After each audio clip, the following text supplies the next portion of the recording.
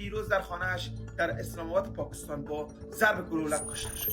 یعنی طرفدار زیاد شو، بیننده زیاد شو، به این معنی است که جان تو هم در خطر نباشه. خیلی مواظب باشین که کسایی که بالخصوص در تیک تاک و دیگر شبکه‌های اجتماعی فعالیت دارن ویدیو میمونن.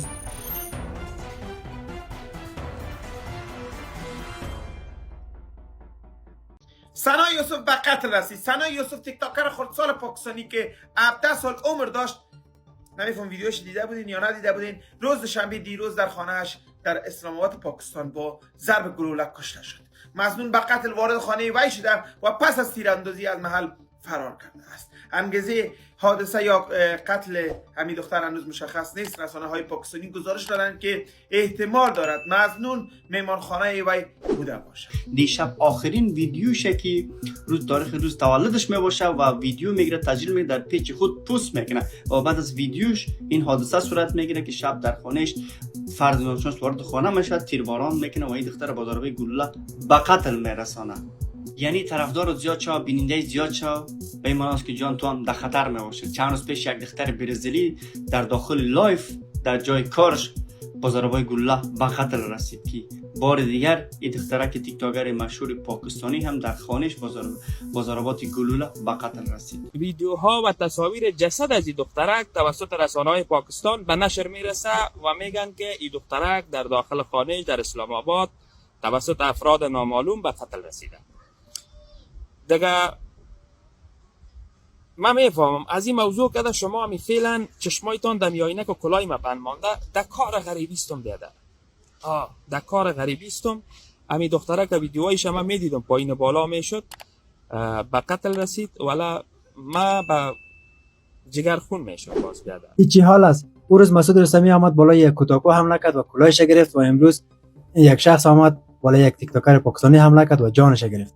جان اکثر تیک تاکرها در خطر است و کسایی که در اسلام آباد پاکستان و در دیگر شهرهای پاکستان زندگی میکنن خیلی مواظب باشن که کسایی که بالخصوص در تیک تاک و دیگر شبکه‌های اجتماعی فعالیت دارن ویدیو میمونن، هنگام ویدیو گرفتن که اعضای خانواده های دور و برتان در ویدیوتان نبیاید. پاکستانی‌ها در این فکر هستند و در این عقیده هستند که اگر عضو از خانوادهشان در ویدیوها باشه و در رسانه‌ها نشر شود باعث بدنامی فامیل و خانوادهشان میشه که مبادا خدای نخواسته باعث کدام حادثه دلخراش نشود. این دختر چگونه به قتل رسید؟ سنا فیصل یکی از تیک تاکرهای مشهور پاکستانی بود که 17 سال عمر داشت. دیروز سالگیریش بود، روز دوشنبه، که در روز سالگیریش به قتل میرسد. آدمی که این شخص دوست داشتم، سنا فیصل، چندین بار باش تماس گرفتم. بعد از اینکه تماس جواب نداده، بعد از 7 ساعت میایه این دختر به قتل میرسونه که موبایل سنا فیصل همراه خود میبره که تمام شواهد و ثبوت پاک کنه. که مادر سنا فیصل میره و پلیس شکایت میکنه و پلیس با امی تکنولوژی که داره با کامرای مداربسته امی بچه را دستگیر میکنه. حالا بچه در قید پلیس است و در بازداشت است. सना यूसुफ का mobile phone जो ये मुलजम इसलिए ले गया था अपने साथ कि तमाम तर जितने भी सबूत है वो मिटा दें। वो मोबाइल फोन भी जो आईफोन है वो भी हमने बरामद कर लिया है और इस तरीके से वो एक दरिंदा, एक सफाक कातिल, एक कोल्ड ब्लडेड मर्डर जो है वो अब कानून की गिरफ्त में है, वो अब हमारे पास है। मैं ये चीज बताता चलूं कि इसका क्योंकि हर एक क्योंकि इतना हौलनाक कत्ल एक 17 इयर्स की एक सोशल मीडिया इन्फ्लुएंसर का एक 17 इयर्स की आवाज को बंद क्यों कर दिया गया? Basically it was a case of repeated rejection इस तरीके से कि वो लड़का बार बार कांटेक्ट करने की कोशिश कर रहा था वो हमारी जो हमारी सोशल मीडिया इन्फ्लुएंसर हैं सना यूसुफ को, और सना यूसुफ की तरफ से बार बार रिजेक्ट किया जा रहा था। उसकी जो प्रपोजल थी, उसका कांटेक्ट, वो जो चाहता था कि वो कांटेक्ट में आए, वो जो चाहता था कि उनकी दोस्ती हो, सना यूसुफ उसको बार बार रिजेक्ट कर रही थी।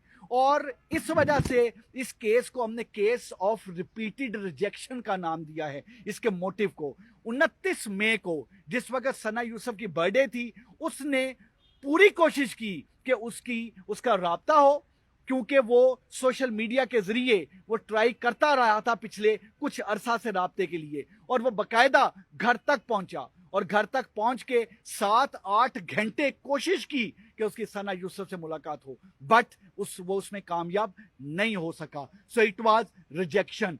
पहले सेलुलर रिजेक्शन थी, now it was physical mode of rejection. और फिर 2 जून को दोबारा उसने ट्राई की 8 से 10 घंटे सना यूसुफ से मिलने की, लेकिन ही कुड नॉट सक्सीड। और फिर उसने प्लान किया और अपने वेपन के जरिए घर में एंटर होके सना यूसुफ को मर्डर कर दिया। इसमें जो इस्लामाबाद पुलिस है, इस्लामाबाद पुलिस के लिए genuinely it was a challenging case.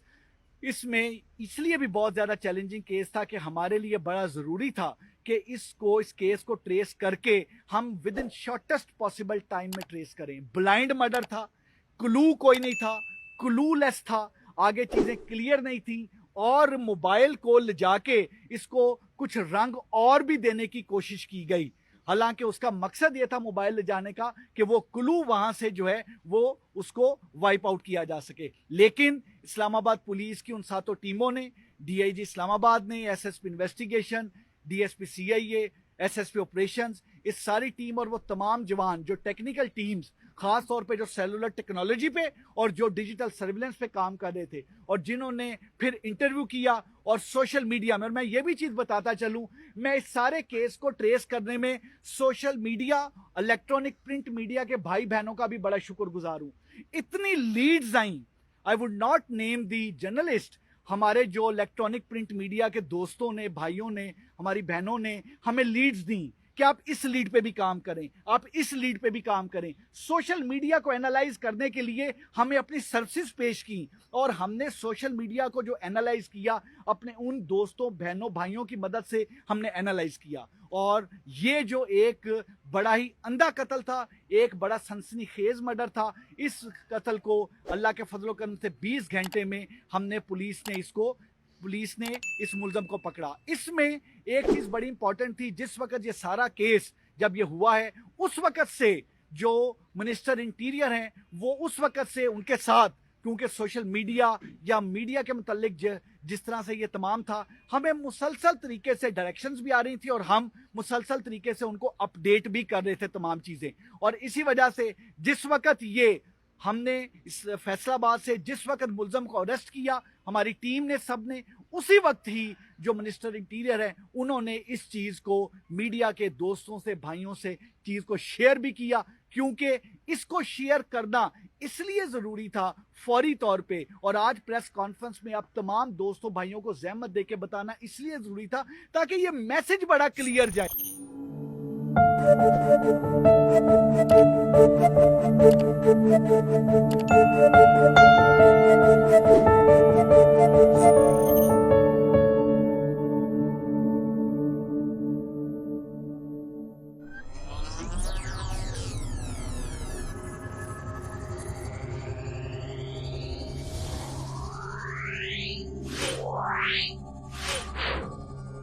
Yeah.